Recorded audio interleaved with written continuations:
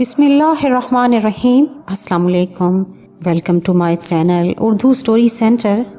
नए आने वालों से गुजारिश है कि हमारे चैनल को सब्सक्राइब कर दीजिए और चैनल पर मौजूद घंटी के बटन को प्रेस कर दें ताकि आने वाली वीडियो की अपडेट सबसे पहले आप तक पहुंच सके।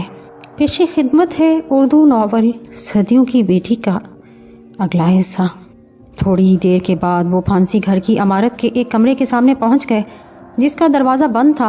इसमें पीतल जुड़ी हुई थी जिन्हें तोड़ना और खोलना इंसान के बस की बात नहीं थी। इसके बावजूद शंकर दास ने दरवाजे में ताला डाल दिया था। उसने ताला खोला और पूर्णिमा ने उससे पूछा, क्या अंदर रोशनी का माकूल इंतज़ाम है? हाँ राजरानी, अंदर एक बड़ा शमादार मौजूद है। इसकी एक शमा रोशन है, आप कहें तो दूसरी शमें रोशन कर दूँ? नहीं ठीक है, तुम यहाँ से दूर जाकर रुको, मैं तुम्हें आवाज़ दूंगी। तो राजरानी अकेली इसके पास जाएंगी? हाँ क्या हर्ज है, तुम चिंता ना करो, मैं पूर्णिमा हूँ, बड़े बड़े सरकशों को राम करना जानती हूँ। पूर्णिमा खुले दरवाजे से अंदर दाखिल हो गई और शंकर दास अहमकों की तरह सर खुजाता रह गया। पूर्णिमा ने दरवाज़ा अंदर से बंद कर दिया। अंदर एक खूबसूरत शमादान में एक शमा रोशन थी। पूर्णिमा ने कमरे की दूसरी चीज़ों को देखा, सीधी शमादान की तरफ बढ़ी और फिर उससे तिनका उठाकर वो पर रख रहा और जले हुए तिनके से दूसरी शमें रोशन करने लगी। इसके अंदाज से लापरवाही टपक रही थी। ऐसा लग रहा था जैसे इसे किसी दूसरे वजूद का एहसास ही ना हो। इसने अभी तक खुद को कमरे में तन्हा ही महसूस किया और एक कुर्सी पर दराज एक कवि हिकल वजूद गहरी नज़रों से इसका जायज़ा ले रहा था। ये एक देव पेकर इंसान था जिसके सर के बाल बेतहाशा बड़े हुए थे। बड़ी बड़ी आंखों में सख्त वहशत थी। अजीब सी शख्सियत का मालिक था वो। पूर्णिमा ने सारी शमें रोशन कर दी और कमरे में तेज़ रोशनी फैल गई। फिर वो देव पेकर इंसान की तरफ मुड़ी और एक जगह खड़े होकर उसे देखने लगी। वो भी खामोशी से पूर्णिमा को देख रहा था। दोनों की नज़रें एक दूसरे पर जमी हुई थीं। एक तरफ ज्वाला चंद्र खंडवाना की खौफनाक डरावनी सुर्ख आंखें थीं, दूसरी तरफ पूर्णिमा की हसीन लेकिन पुरस्रार आंखें। तू कौन है सुंदरी, नज़दीक आ, उसने लापरवाही से कहा और पूर्णिमा पुरवकार अंदाज से चलती हुई उसके पास पहुंच गई। कौन है तू? ज्वाला ने कब पूछा। पूर्णिमा सर्द आवाज़ में बोली। पूर्णिमा? ज्वाला ने पुरख्याल अंदाज में दोहराया और फिर बेइख्तियार उछल पड़ा। पूर्णिमा, राजरानी पूर्णिमा? हाँ, पूर्णिमा ने उसी सुकून से कहा और खुड़वाना उछल कर खड़ा हो गया। वो अजीब सी निगाहों से उसे घूरता रहा लेकिन पूर्णिमा के चेहरे पर सुकून ही छाया रहा। तब कई मिनट की पुरस्रार खामोशी के बाद खुड़वाना ने कहा, मैं इस गुस्ताखी की क्षमा नहीं मांगूंगा राजरानी, क्योंकि मैं बहरहाल बागी हूँ। आप चाहें तो मेरी सज़ा कुछ और सख्त कर दें। कितने अरसे से यहाँ कैद हो खुड़वाना? 10 जग बीत गए राजरानी। खुड़ाना ने गर्दन उठाकर आंखें बंद करके कहा, भरत नवाज के हालात की इतला मिलती रहती है। हाँ, लोगों की ज़ुबानी कभी कभी पता चल जाता है। अब तो बाहर की दुनिया सपना बन गई है। क्या अब भी फूल खिलते हैं रानी जी? क्या अब भी बहार आती है? उसने अजीब से अंदाज में कहा। पूर्णिमा उसे देखती रही, फिर उसने संजीदगी से अपना सवाल दोहराया, क्या तुम्हें मालूम है महाराज शरद चंद्र स्वर्गवास हो गए? हाँ मुझे मालूम हुआ था। मुझे मालूम है कि भरत नवाज की हुक्मरान अब आप हैं, लेकिन मैंने भूलकर भी ये नहीं सोचा कि कोई मेरी तरफ भी तवज्जो देगा। तुमने बगावत क्यों की थी खुड़ाना? क्योंकि मैं शशंदर की मासूम अवाम पर शरद चंद्र के जालिम सिपाहियों का जुल्म नहीं देख सका था। शशंदर का हाकिम चंद्रदीप एक सफाक दरिंदा था। इलाके के किसी शख्स की जानो माल महफूज नहीं थी। हमने दर्जनों बार अपनी अपनी शिकायतें महाराज तक पहुंचाई, लेकिन मुझे क्षमा कर दे राजरानी, चंद्रदीप के अलावा किसी की नहीं सुनी जा सकती थी, क्योंकि वो महाराज को जवानियाँ मुहैया करता था। पहाड़ी हसीनाएं जो किसी की इज्जत होती होंगी महाराज को बहुत पसंद थीं। चुनाचे हमारी आवाज़ ना सुनी गई तो हम सरकशी पर उतर आए। इसकी सज़ा तो ज़रूरी थी, सो वो हमें मिली। चंद्रदीप? हाँ राजरानी। रानी चंद्रदीप, वो अब भी वहाँ का निज़ाम संभाले हुए है। आह, मासूम शशंदर वाले आज भी उसके जुल्म से महफूज ना होंगे। क्या तूने कोई टोली बनाई थी खुड़ाना? हाँ राजरानी, लेकिन बदन की खाल उतार दें, इनमें से किसी का नाम नहीं बताऊंगा। मैं नाम नहीं पूछ रही खुड़ाना। हाँ ये बता दो, तुम्हारे साथियों की तादाद कितनी है? बहुत हैं राजरानी, हर मजलूम मेरा साथी है। क्या चंद्रदीप तुम्हारा मुजरिम है खुड़ाना? हाँ राजरानी, काश उसकी गर्दन उतारने का मौका मिल जाता। अगर ये मौका तुझे दे दिया जाए खुड़ाना, पूर्णिमा ने मुस्कुराते हुए कहा, तो ठाकुर ज्वाला चंद खुड़ाना वादा करता है कि उसके बाद पूरी जिंदगी जेल में गुजार देगा। खुड़ाना ने भारी आवाज में कहा। उसका लहजा बेहद मजबूत था। हमें इसका एक सिला मिलेगा ज्वाला। सिला? मैं क्या सिला दे सकूंगा राजरानी? अगर आप शशंदर की अवाम को चंद्रदीप के जुल्म से निजात दिला दोगी तो इसका सिला आपको भगवान देगा। हमें तुमसे भी सिले की ज़रूरत है खुड़ाना। उन्होंने रियासत के अवाम के साथ इंसाफ नहीं किया, लेकिन हमें उनका पूरा एहसास है। जो मजलूम हैं, हम भरत नवाज की किस्मत के मालिक हैं खुराना, लेकिन हमारे ऊपर कुछ और भी जिम्मेदारियां हैं। हम भी कुछ लोगों को जवाबदेह हैं, इसलिए वो नहीं कर सकते जो करना चाहते हैं। अलबत्ता हम दिल के हाथों भी मजबूर हैं और मजलूमों को नज़रअंदाज नहीं कर सकते। मेरे बारे में राज रानी की क्या राय है? हम तुम्हारे पास छुप कर आए हैं खुराना, हमें तुमसे कुछ ज़रूरी बातें करनी है। हुक्म दें राज रानी जी, हम तुमसे एक काम लेना चाहते हैं खुराना। दास तैयार है, तुम यहाँ से शशिंदर रह जाओ खुराना। सबसे पहले चंद्रदीप से अपना बदला लो, उसे मौत के घाट उतार दो, फिर खूब दहशतगर्दी करो, और जब हमारी फौजें शशिंदर रह पहुँच जाएं तो फिर तुम गनराली की तरफ निकल जाओ।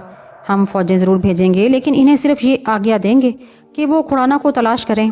शशिंदर रह गनराली राजनपुर की सरहदों पर भी इन्हें एक भी मंश का खून बहाने की इजाज़त नहीं होगी। तुम भी इंसानों को हलाक करने से परहेज़ करना, बस दहशतगर्दी करते रहना, ये हमारा काम है। इसके बाद खुराना, हमने अगर तुम्हें गिरफ्तार भी कर लिया तो तुमसे एक सौदा करेंगे, हम तुम्हें शशिंदर का हाकिम बना देंगे। राजरानी, खुराना के चेहरे पर अजीब से तासरात थे। राजरानी, क्या मुझे आज़ाद कर दिया जाएगा? हाँ, उसी वक्त। अभी तुम आज़ाद हो खुराना। राजरानी, खुराना ने आगे बढ़कर पूर्णिमा के पांव पकड़ लिए।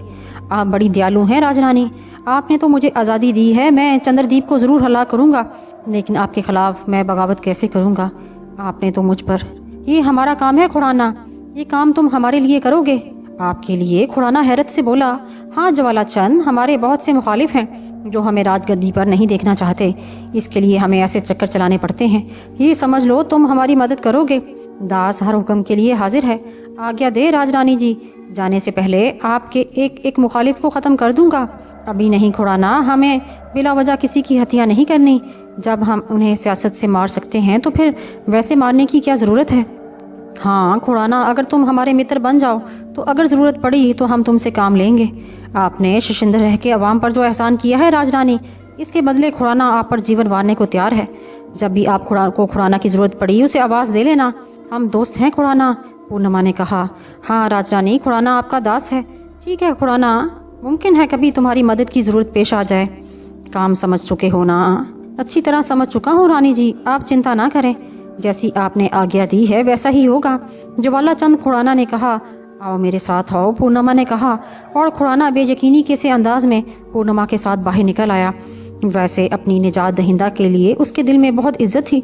शंकर दास इस तरह पूर्णिमा के साथ खुराना को देखकर शशदर रह गया था। शंकर दास, पूर्णिमा ने उसे मुखातिब किया। राजरानी जी, अगर खुराना जेल से फरार हो जाए तो तुम्हारे ऊपर क्या जिम्मेदारी होगी? मेरी गर्दन मार दी जाएगी। किसके हुक्म पर? राजरानी के हुक्म पर।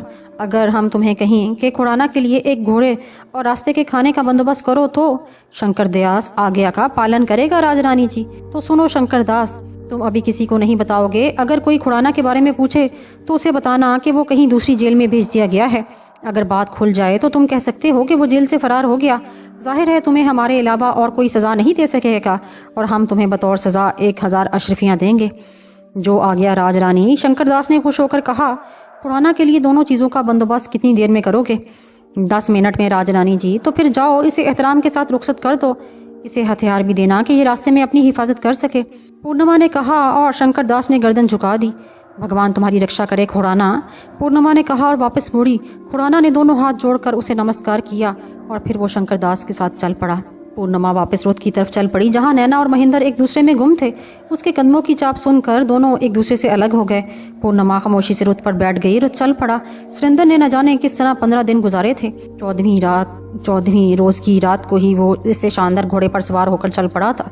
दुश्वार गुजार रास्ते का सफ़र इश्क की तकमील में ही खतरनाक रास्तों से ही तो गुजरना पड़ता है। सुरेंद्र हवा में उड़ा जा रहा था। उसके घोड़े को चूंकि किसी से इश्क नहीं था, इसलिए उसे ज़रूर मुश्किलात पेश आ रही थीं। सुरेंद्र की निगाहों में तो पूर्णिमा थी, कठोर सी आंखें और मुस्कुराते लब, कुशादा पेशानी, चांद की बिंदिया सजी जिस पर मरमरी बदन, होंठों के लम्स सुरेंद्र को अभी तक याद था। वो लम्स उसकी रगों में हरारत बनकर दौड़ रहा था। जोगिंदर नाथ की तरफ से इजाज़त मिल चुकी थी। अब क्या मुश्किल थी?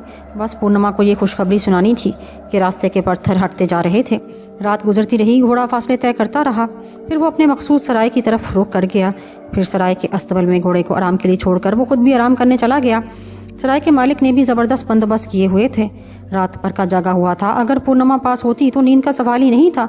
अब चूंकि तनहा था इसलिए सोचा कि थोड़ी सी नींद ही निकाल ले। सोया तो बेखबर हो गया और शाम ही को आंख खुली। सूरज झुका देखकर उसे बड़ी मुसरत हुई थी। गुस्ल किया, लिबास बदला और उसकी शख्सियत ही नहीं उभर आई। लेकिन वो अपनी शख्सियत को दूसरी कोई नज़रों से बचाना चाहता था, इसलिए जब तक रात ना हो गई सराय से ना निकला। हाँ, रात के दिए रोशन होते ही उसने सराय छोड़ दी और अब वो पैदल कुएं यार की तरफ जा रहा था। गोल बाग की तरफ पहुंचा तो चांदनी चटक उठी थी। वो सोच रहा था कि पूर्णिमा को भी ये रात याद होगी। क्या वो भी इसी तरह घड़ियां गिन रहा हुई होगी? इसका ख्याल दुरुस्त ही निकला। संगे मरमर के हौज के नज़दीक एक मरमरी मुजस्मा नस्ब था। हुस्न जमाल का मुजस्मा, मोहब्बत और सादगी का पेकर। उसकी लंबी चोटी लहरा रही थी और वो साकत बैठी कुछ सोच रही थी। क्या ये उसका इंतज़ार है? सुरेंद्र ने सोचा और इसी इंतज़ार में उसके दिल में मस्तियाँ भर गईं। वो दबे कदमों पूर्णिमा की तरफ बढ़ा। पूर्णिमा ख्याल में ऐसी खोई हुई थी कि उसके कदमों की आहट भी ना सुनी। उसका दिल चाहा कि पूर्णिमा की आंखें बंद करे, लेकिन फिर सोचा नाजुक दिल है, डर ना जाए। उसने बड़े प्रेम से आवाज़ दी, पूर्णिमा। और पूर्णिमा बेसाख्ता उछल पड़ी। वो खड़ी हो गई। वो पागलों की मानंद सुरेंद्र को देखने लगी और दूसरे लम्हे वो उससे लिपट गई। सुरेंद्र, मेरे सुरेंद्र, तुम आ गए मेरे। उसके सीने में समाने की कोशिश करते हुए बोली। उसने अपने खूबसूरत हाथों में सुरेंद्र को कस लिया जैसे एक जान होना चाहती हो।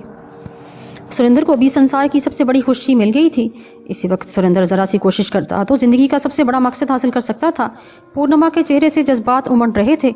ना समझ सुरेंद्र इस औरत की फितरत से नावाकिफ था। उसने कोई कदम आगे ना बढ़ाया और पूर्णिमा जज्बात से तड़पती रही। लेकिन ये वक्ती जुनून था। उसके भंवर से थोड़ी देर के बाद वो निकल आई और खुशी के जज्बात के हाथों वो सुस्ती ना हो सकी। सुरेंद्र ही ना तजर्बेकार था। सुरेंद्र, उसने मोहब्बत भरी निगाहों से सुरेंद्र को देखते हुए कहा। पूर्णिमा। सुरेंद्र ने उसके सीने पर हाथ रखा। कैसी बीती बहुत कठिन पूर्णिमा। 15 रोज 15 जग बन गए थे। बस भगवान से यही प्रार्थना करता रहता था कि जल्दी से समय आए और मैं तुम्हें अपनी बाहों में ले लूं। यही मेरी हालत थी सुरेंद्र। तुमने 15 दिन की कैद क्यों लगा दी है पूर्णिमा? तुम्हें रास्ता लंबा तय करना पड़ता है सुरेंद्र। मैं ये कैसे गवारा कर सकती हूँ कि तुम मेरे लिए इतनी तकलीफ उठाओ। मैं तो तुमसे रोज़ मिलना चाहता हूँ पूर्णिमा। मुश्किल है सुरेंद्र, कैसे मिलोगे? मैं खंडाली वापस नहीं जाऊंगा। ये बहुत बड़ी भूल होगी जो सारे काम बिगाड़ देगी। फिर मुझे बताओ मैं क्या करूं पूर्णिमा? मैं कैसे समय गुजारूं? एक होने की कोशिश करो सुरेंद्र, जितनी जल्दी हो सके। एक खुशखबरी सुनो पूर्णिमा। सुनाओ। मैंने पिताजी को तैयार कर लिया है। वही सब कुछ करने को तैयार होंगे जो तुम कहोगी। और सुरेंद्र, क्या तुमने उन्हें बता दिया कि तुम भरत नवाज फतह करने के बाद मुझसे विवाह कर लोगे? हाँ पूर्णिमा, मैंने बता दिया और वो तैयार हो गए। हाँ, मैंने तैयार कर लिया है, सुरेंद्र ने बताया और पूर्णिमा पुरख्याल अंदाज में गर्दन हिलाने लगी। फिर उसने एक गहरी सांस लेकर कहा, ठीक है सुरेंद्र, वापस जाकर तुम जंग की पूरी तैयारियां करो। तुम्हारी फौजों को बहुत थोड़ी मेहनत करना पड़ेगी, लेकिन खबरदार, तुम्हारी फौज के किसी आदमी को ये बात नहीं मालूम होनी चाहिए कि ये तैयारियां कहाँ चढ़ाई के लिए हो रही हैं। किसी को कानो कान खबर नहीं होनी चाहिए। अगर भरत नवाज ये बात पहुंच गई तो सारा खेल बिगड़ जाएगा। भरत नवाज पूरी तरह से मुकाबला करेगा और इस तरह तुम्हारी फौजों को बहुत नुकसान होगा। मैं जानता हूँ पूर्णिमा, लेकिन इसके बाद क्या होगा? बताती हूँ मेरे सुरेंद्र। मैंने सरहदों पर गड़बड़ के इंतजामात किए हैं। मेरे मित्र मेरे लिए काम कर रहे हैं। सरहदों पर गड़बड़ शुरू होते ही फौजों को सरहदों पर रवाना कर दूंगी। इस तरह फौज टुकड़े टुकड़े होकर बट जाएगी और भरत नवाज और खंडाल का कोई मुकाबला नहीं रहेगा। हर काम तेजी से होगा और फिर भरत नवाज फतह करने के बाद तुम मुझे कैद कर लेना। मैं ऐलान करूंगी कि भरत नवाज की फौजें जहां कहीं भी हों खंडाली के लिए हथियार डाल दें। सुरेंद्र मुंह फाड़े ये खतरनाक स्कीम सुन रहा था। वो पूर्णिमा की मोहब्बत से बेपनाह मुतासिर हो गया था, जो अपनी मोहब्बत के लिए ये सब कुछ कर रही थी। उसने सवाल कर ही दिया, तुम मेरे लिए ये सब कुछ करने पर तैयार हुई पूर्णिमा? हाँ सुरेंद्र, मैं तो तुम्हारे लिए पूरे संसार को मिटाने के लिए तैयार हूँ। तुम मुझे मिल जाओ तो संसार में मुझे किसी चीज़ की ज़रूरत नहीं रहेगी। मेरी पूर्णिमा। सुरेंद्र ने उसे अपने सीने से लगा लिया और फिर सारी रात वो इसी तरह बातें करते रहे। फिर जब दिन की रोशनी ने दस्तक दी तो वो चूंकि सुबह हो गई पूर्णिमा, सुरेंद्र ने डूबते लहजे में कहा, हाँ अब जाओ सुरेंद्र, हमें संसार की निगाहों का भी ख्याल रखना है। फिर कब आऊँ? 15 दिन के बाद। इन 15 दिनों में तुम अपनी फौजों को पूरी तरह तैयार कर लो पूर्णिमा। सुरेंद्र ने उसे आखिरी बोसा दिया और फिर वो बाहर जाने वाले रास्ते पर चल पड़ा। फिर उसी रोज़ उसने खंडाली की राह ली और उसका घोड़ा वापसी का सफ़र तय करने लगा। फिर एक सुबह जेल खानों के इंचार्ज शंकर दास ने दरबार में पूर्णिमा के सामने हाजिर होकर चंद्रा की जवाल खुड़वाना की फरार की दास्तान सुनाई। जवाला चंद खुड़ाना पुरस्कार तौर पर गायब हो गया था। जवाला चंद खुड़ाना कौन था? पूर्णिमा ने पूछा। एक बागी सरदार जिसने काफ़ी उधम मचाया था। हमें फिक्र करने की ज़रूरत नहीं। अगर उसने फिर से हरकतें की तो हम उसकी सरकोबी कर सकते हैं, पूर्णिमा ने कहा और शंकर दास को आइंदा एहतियात रखने की हदायत करके रुखसत कर दिया। यूँ इस ज़बरदस्त खबर की अहमियत ख़त्म कर दी गई और दरबारियों पर भी इसका कोई ख़ास असर नहीं हुआ। लेकिन उस वक़्त लोग ज़ुबान खोलने लगे जब शशंदर से चंद खौफनाक खबरें दरबार में ही मौसूल हुई थीं। राजरानी पूर्णिमा शशंदर के बागी सरदार खुराना से ने फिर से बगावत कर दी है। उसने शशंदर के हाकिम चंद्रदीप के पूरे घराने को जलाकर भस्म कर दिया है। चंद्रदीप हलाक हो गया और बागी शशंदर में अंधेरा मचा रहे हैं। आखिर शशंदर ने बगावत क्यों की थी? क्या शिकायत है इन्हें? क्या चाहते हैं वो? पूर्णिमा ने पूछा। वो चंद्रदीप के खिलाफ थे, उसकी हुकूमत तस्लीम नहीं करते थे। इसकी कोई वजह ज़रूर होगी, पूर्णिमा ने कहा, लेकिन इस बात का उसे कोई जवाब ना मिला। तब उसने फौजों के कमांडर अजीत सिंह को मुखातिब किया। अजीत सिंह, आप 4000 फौज शशंदर रवाना कर दें, लेकिन इस इंचार्ज को हदायत कर दें कि किसी भी कीमत पर शशंदर रह के एक भी मंच का खून ना बहाया जाए। वो सिर्फ बागियों के सरदार को गिरफ्तार करने की कोशिश करें और इसे तकलीफ दिए बगैर हमारे पास ले आएं। इन्हें ये हदायत सख्ती से दी जाए। जो हुक्म राजरानी जी, हम अपनी पूरी चिंता के साथ न्याय चाहते हैं। किसी मंच का खून ना बहाया जाए, क्योंकि सारे खून हमारी गर्दन पर होते हैं। पूरे दरबार में रानी जी की जय जयकार होने लगी, जिसके दौर में रियासत भरत नवाज के शहरियों की ज़िंदगी महफूज थी। यूँ पूर्णिमा ने भरत नवाज की आज़ादी पर गुलामी की एक महर सबत कर दी। बहरहाल अजीब जहन पाया था इसने और कामयाबियाँ भी इसके कदमों में लौटती थीं। ठीक 10 दिन बाद एक बार फिर दरबार में हलचल मच गई। इस बार सरदार खुराना का नाम खुलकर सामने आया था। सरदार खुराना अब बराह रास्त बगावत कर रहा था। उसने गनवाली में बगावत कर दी थी। हाँ, शशंदर रहमे चंद्रदीप की मौत के बाद अमनो अमान था। अजीत सिंह, मालूम होता है आपने किसी तजर्बाकार जर्नैल को नहीं भेजा। 4000 फौज किसी तजर्बाकार जर्नैल के साथ गनवाली में भेज दें और कोशिश करें कि खुराना को जिंदा गिरफ्तार किया जा सके। एक एक मंच का ख्याल रखा जाए। जो आ गया रानी जी। अजीत सिंह इस हुक्म से कुछ नहीं था। इस नरम दिली से बगावत फ्रू नहीं हो सकती। वो चालाक और खूनख्वार खुराना को खूब जानता था। महाराज शरद चंद्र के ज़माने में उसने शशंदर में बगावत की थी और इसके लिए उसने बेदड़े सैकड़ों इंसानों को मौत के घाट उतार दिया जब कहीं जाकर जवाला हाथ में आया था। लेकिन इस रहमदिल रानी ने एक भी इंसान की मौत पर पाबंदी लगा दी थी। इस तरह कहीं बगावतें फरू होती थीं, लेकिन बहरहाल उसे हुक्म की तामील करनी थी। इस तरह भरत नवाज की 20,000 फौज से 8,000 फौज तो कम हो गई और पूर्णिमा का प्रोग्राम तेजी से तकमील के मराहिल में दाखिल होने लगा। वो बहुत खुश थी। सुरेंद्र के आने पर सिर्फ एक दिन बाकी रह गया और वो बेचैनी से दिन का इंतजार कर रही थी। इन दिनों को वो सख्त मसरूफ रही, इसलिए आज कई दिन के बाद नैना उसे तवील तन्हाई नसीब हुई थी। कैसी है नैना? पूर्णिमा ने मुस्कुराते हुए पूछा। ठीक नहीं हूँ रानी जी, नैना ने नाक चढ़ाए। क्यों रही? वही महेंद्र का बेरोग। अब तो वो मुझे एक आंख ना भाए है। दीवानी, कोई और तो तलाश कर ले। महेंद्र से भी हाथ धो बैठी तो फिर तड़पती रहेगी मेरी तरह। तुम्हारी तरह क्यों रानी जी? भगवान सुखी रखे मेरे सुरेंद्र भैया को। अभी वो मेरे कहाँ है नैना? समय काटना मुश्किल हो रहा है। भगवान की सौगंध, तबीयत दोबर हो गई है इस तन्हाई से। कल तो आ रहे हैं भैया, नैना ने कहा और मुस्कुराने लगी। हाँ, कल आ रहे हैं, लेकिन मेरे मन की कली अब कहाँ खिलेगी? पूर्णिमा उदासी से बोली। वो भी ऊश खिल जाएगी राजरानी जी। नैना ने प्यार से पूर्णिमा के गले में बाहें डाल दी और पूर्णिमा मुस्कुराने लगी। खंडाली का जोगिंदरनाथ ये हैरत अंगेज पेशकश सुनकर हैरान रह गया। बहरहाल उसने सुरेंद्र को इजाजत दे दी। उसी तरफ पूर्णिमा ने काम शुरू कर दिया। उसने शशंदर के बागी आकर ज्वाला चंद खुराना से जेल में मुलाकात की और फिर उसके साथ साजिश करके उसे रहा करा दिया। वो भरत नवाज की कुव्वत तकसीम कर देना चाहती थी। ज्वाला चंद खुराना रहा होकर गया। शशंदर रहे और दूसरे इलाकों में अंधेर मचा दिया। अब पूर्णिमा ने फौजों की कई टुकड़ियां बागियों की सरकोबी के लिए रवाना कर दी और फिर वो सुरेंद्र का इंतजार करने लगी। जोगिंदरनाथ गहरी निगाहों से भरत नवाज के हालात का जायजा ले रहा था।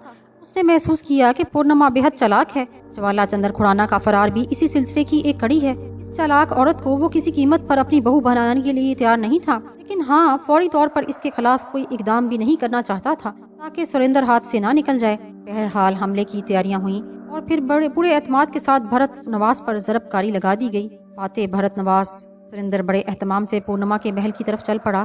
पूर्णिमा की जबरदस्त कुर्बानी ने उसे पूर्णिमा का गुलाम बना दिया था।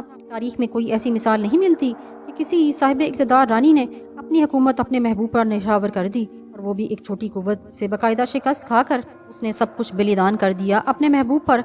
हरियाला का वकार, उसकी इज्जत, अपना सब कुछ भी तो ना रहने दिया था पूर्णिमा ने अपने पास, लेकिन मैं उसे वो सब कुछ दूंगी। इससे कबल उसे हासिल नहीं था। मैं अपना प्रेम, अपना जीवन, अपना सब कुछ उसके सामने हार दूंगी। दुनिया की सबसे अजीम औरत है। सुरेंद्र सोच रहा था। उसका दिल पूर्णिमा की मोहब्बत से सरशार था और उसके कदम वालहाना राजमहल की तरफ उठ रहे थे। अंदर पूर्णिमा भी उसके स्वागत के लिए तैयार थी, लेकिन ये इस्तकबाल प्राइवेट किस्म का था। यहाँ सिर्फ नैना और पूर्णिमा मौजूद थी। एक एक दासी, एक एक पहरेदार को हटा दिया गया था। हालांकि राजरानी कैदी थी। धड़कते दिल से सुरेंद्र पूर्णिमा के द्वार पहुंच गया। फिर उसने दरवाजे पर रुककर अंदर आने की इजाजत तलब की। आ जाइए महाराज, अब आपको आज्ञा लेने की क्या जरूरत है। नैना ने मुस्कुराते हुए दरवाजा खोल दिया। नैना मेरी बहन, मैं तेरा भी एहसानमंद हूँ। सुरेंद्र ने उसे शानों से पकड़कर सीने से लगाते हुए कहा, इसमें एहसान की क्या बात है, मैंने जो कुछ किया है वो अपने भैया के लिए किया है। नैना ने मुस्कुराते हुए कहा और रास्ते से हट गई। सुरेंद्र अंदर दाखिल हो गया। सामने ही पूर्णिमा स्याह साड़ी में मलबूस खड़ी उसे देख रही थी। पूर्णिमा, सुरेंद्र बेइख्तियार हो गया। वो तेजी से आगे बढ़ा, लेकिन नैना का ख्याल करके रुक गया। उसकी रफ्तार सुस्त हो गई। तब वो पूर्णिमा के सामने रुका। उसने अपनी कमर में बंधी हुई तलवार खींची, फिर उसे पूर्णिमा के कदमों में रख दिया। पूर्णिमा की आंखों में कामरानी की चमक दौड़ गई। ये क्या है सुरेंद्र जी? उसने नाजुक आवाज में पूछा। राजरानी, पूर्णिमा के चरणों में खंडाली और भरत नवाज पेश कर रहा हूँ। हमें इन दोनों की जरूरत नहीं है सुरेंद्र। पूर्णिमा प्यासे अंदाज में बोली।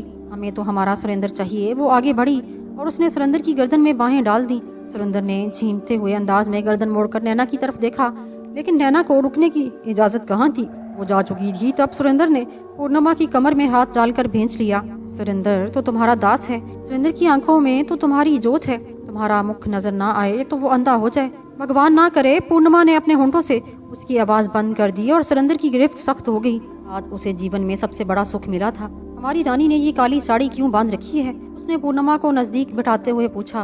दुनिया को दिखाने के लिए सुरेंद्र, पर मेरे मन में दिवाली हो रही है। मेरी तरफ से भरत नवाज की फतह को की मुबारकबाद कबूल करो। सब कुछ तुम्हारा दिया हुआ है, मैं इसे हमेशा याद रखूंगा। मैं तो अपने प्राण में भी अपने प्रेमी को देने के लिए तैयार हूँ। काफी देर तक दोनों मोहब्बत अमेज गुफ्तगू करते रहे, एक दूसरे से अपने प्रेम का इजहार करते रहे। फिर सुरेंद्र ने कहा, अब हमें आइंदा क्या करना है पूर्णिमा? मैं तुम्हारे मशवरे के बिना एक कदम आगे नहीं बढ़ाऊंगा। मैं क्या कह सकती हूँ सुरेंद्र? अब तो मैं तुम्हारी दासी हूँ। ऐसा ना कहो पूर्णिमा, मेरा मन बैठने लगता है। तुम मेरी दासी नहीं, मेरे मन का कमल हो। पर मैं तुमसे पहले भी प्रेम करता था पूर्णिमा, और टूटकर करता था, लेकिन ये तुम्हारे बलिदान ने मुझे कोड़ियों में खरीद लिया है। मैं तुम्हारी मर्जी के बिना कुछ नहीं करूँगा। हाय राम, तुम अब मैं अपने मुंह से कैसे कहूँ? पूर्णिमा ने शर्माते हुए कहा। कह दो पूर्णिमा, जो कुछ मन में है कह दो, जरूर कह दो। अपने सुरेंद्र से भी नहीं कहोगी तो किससे कहोगी? सुरेंद्र ने उसे प्यार करते हुए कहा। बस मैं क्या कहूँ, तुम मुझे अपनी दासी बना लो। मैं तो तुम्हें अपनी रानी बनाऊंगा। बना लो, पूर्णिमा खुद स्पुर्दगी के अंदाज में बोली, और सुरेंद्र ने वफूरे मोहब्बत से उसे सीने से भींच लिया। सिकंदर इस शानदार फतह पर खुशी से फूला न समा रहा था। उसके दिल की वो आरजू पूरी हुई थी जिसके पूरा होने का उसे ख्वाब में भी ख्याल ना आया था। एक रोज भरत नवाज का श्रुत चंद्र दूल्हा बनकर इसकी बेटी को ब्याहने आया था। उस वक्त उसने श्रुत चंद्र की वो जिंदगी की दुआ दी थी, क्योंकि वो उसकी बेटी का पति था। उसने भरत नवाज को फलने फूलने की दुआ दी थी, क्योंकि वो उसकी बेटी का ससुराल था। लेकिन बहुत जल्द श्रुत चंद्र की हकीकत खुल गई थी। श्रुत चंद्र उम्र रसीदा था और उसकी बेटी ताज़ा ताज़ा खिला कमल का फूल। लेकिन श्रुत चंद्र ने कहा था कि लैलावती वो सर का ताज बनाकर रखेगा। उसके शरीर से पैदा होने वाला बालक भरत नवाज का हुक्मरान बनेगा। लेकिन बहुत ही जल्द लैलावती ने अपने बाप को बताया कि श्रुत चंद्र एक अय्याश राजा है। उसे रानियों को जमा करने का शौक है, और लैलावती भी उसने सिर्फ अपना शौक पूरा किया है। महल में उसको कोई खास हैसियत हासिल नहीं, और जोगिंदर नाथ का दिल दुख कर रह गया था। मगर बेटी का घर था। उसने रोते हुए बेटी को तलकीन की कि अब जिस तरह भी हो सके जीवन बिताए, वही उसका घर है। भगवान की यही मर्जी थी। और उसके बाद लैलावती ने जोगिंदर नाथ से कोई शिकायत नहीं की और एक दिन खामोशी से मर गई। लैलावती की मौत पर जोगिंदर नाथ पागल हो गया था। बेटी के दुख उसे मालूम थे। उसने श्रुत चंद्र से एहतजाज किया, लेकिन श्रुत चंद्र ने नकफत से उसके एहतजाज को ठुकरा दिया। सुरेंद्र को उस वक्त भी जोश आया था, लेकिन जोगिंदर नाथ होशमंद था। भरत नवाज की कुव्वत उसे मालूम थी। उस वक्त भरत नवाज से टकराना खंडाली को खत्म करने के मुतरादिफ था। लेकिन आज किस्मत ने उसे मौका दिया। अब भरत नवाज उसके कदमों तले था। वो भरत नवाज का फाते था। वो भी उसकी बेटी की सौकन थी, जो कि पूर्णिमा थी। उसने बहर तौर उसकी बेटी के सुहाग में हिस्सा बटाया था। साबित हो गया था कि वो इतनी मासूम नहीं जितना खुद को जाहिर कर रही है। रह गया सुरेंद्र, तो सुरेंद्र नौजवान है, पूर्णिमा के हुस्न पर रीझ गया है। लेकिन जोगिंदर नाथ किसी कीमत पर अपनी बेटी की सौतन को अपनी बहू नहीं बना सकता। उसने मैदान जंग में ही पूर्णिमा के खात्मे के बारे में सोचा था, लेकिन इसमें कुछ मुश्किलात थी। सुरेंद्र दीवाना हो जाता और भरत नवाज की फतह की खुशी खुशी ना रहती। बहर सूरत वो एक जहानदीदा इंसान था। पूर्णिमा उसकी दानस में कुछ नहीं थी। जाहिर है फौरी तौर पर तो उसका बेटा शादी रचाने नहीं बेच जाएगा, कुछ तो मौका देगा, और जितना मौका मिलेगा इसी में जोगिंदर नाथ कुछ कर लेना चाहता था। शहर में अमन कायम हो गया था और उस दूसरे दिन उसे दरबार करना था। बहरहाल खुशियों की गोद में उसने रात गुजारी और फिर दूसरे दिन दरबार में जोगिंदर नाथ की जेल लगाई गई। जोगिंदर नाथ ने इब्तदाई अहकामात सादिर किए। उसने भरत नवाज को खंडाली में जम करने का ऐलान किया और कहा उसकी मुखालफत करने वाले को सूली पर चढ़ा दिया जाएगा। कौन बोल सकता था, दरबार का पहला दिन बहुत कामयाब रहा। उसने कुछ लोगों को मनसब भी दिए और फिर दरबार बर्खास्त करके वो आराम करने चला गया। इस वक्त वो बिल्कुल तन्हा था। हुक्का पीते हुए अपने आइंदा अहकामात के बारे में सोच रहा था कि एक चौबदार ने इजाजत मांगी। क्या बात है, तुझे मालूम नहीं कि ये हमारे आराम का समय है? क्षमा चाहता हूँ महाराज। उसका कहना कि कुछ भी हो महाराज से उसका मिलना बहुत जरूरी है। उनसे कह दो कि अगर वो मुझसे ना मिले तो घाटे में रहेंगे। अरे पर है कौन? जोगिंदर नाथ हैरत से बोले। अपना नाम जयपाल बताता है। जयपाल? जोगिंदर नाथ ने सोचते हुए कहा। जा बुला ला। और चौबदार वापस चला गया। जोगिंदर नाथ इस शख्स का इंतजार करने लगा और थोड़ी देर के बाद एक अजनबी उसके सामने था। उसने दोनों हाथ जोड़कर नमस्कार किया और जोगिंदर नाथ उसे कड़ी नजरों से देखने लगा। कौन हो तुम? जोगिंदर नाथ ने शाहाना अंदाज में कहा। जयपाल नाम है मेरा महाराज। जयपाल ने हाथ जोड़कर कहा। इस समय मेरे पास क्यों आए हो? इतना ही जरूरी काम था महाराज के आना पड़ा, वरना आपको कष्ट कभी ना देता। हमने पहले कभी नहीं देखा तुम्हें, पहली बार महाराज के सामने आया हूँ। महल में रहते हो? हाँ महाराज। क्या करते हो? शाही दस्ते का सालार हूँ महाराज। हमारे पास आने का कष्ट क्यों भोगा? जोगिंदर के चेहरे पर तंज के आसार नजर आए। तरक्की का ख्वाहिशमंद हूँ महाराज। मेरी सलाहियतें जितनी बड़ी हैं ओहदा उतना बड़ा नहीं। जोगिंदर गहरी नजरों से उसे देखने लगा। आदमी वाकई चालाक और बेखौफ मालूम होता था। उसे परखने के बाद जोगिंदर नाथ ने गर्दन हिलाई। क्या कहना चाहते हो? साफ साफ कहो। राजों महाराजों का वक्त बहुत कीमती होता है महाराज। आपने संसार देखा है। झूठ सच की परख कर लें, उसके बाद ही विश्वास करें। जो बता रहा हूँ इसमें खोट नहीं। हाँ, इसके पीछे जो ख्याल है उसे पहले बता चुका हूँ। बैठ जाओ जयपाल। तुम होशियार आदमी मालूम होते हो, वक्त से फायदा उठाना जानते हो। दास की मजाल के महाराज के सामने बैठने की हिम्मत करे, और महाराज को जीवन जरूर प्यारा होगा। क्या मतलब? जोगिंदर नाथ ने उसे कड़ी निगाहों से देखते हुए कहा। आज रात या कल सुबह आप कत्ल कर दिए जाएंगे महाराज। जयपाल ने कहा। जोगिंदर नाथ ने उसे गौर से देखा। मुझे कौन कत्ल करेगा? मैं। जयपाल ने इत्मीनान से कहा। और जोगिंदर नाथ उछल पड़ा।